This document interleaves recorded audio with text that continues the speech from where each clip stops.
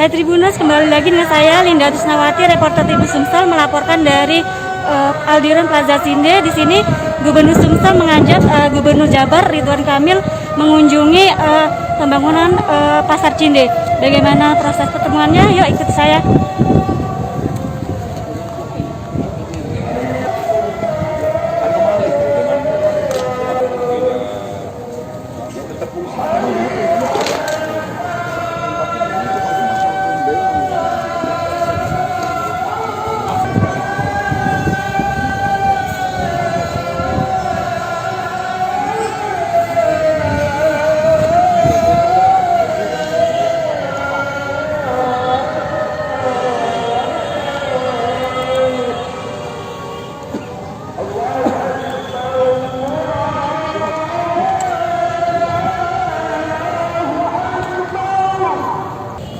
Tadi berapa pedagang?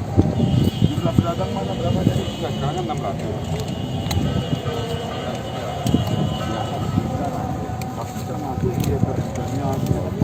Itu berapa kali lipat? Itu berapa kali?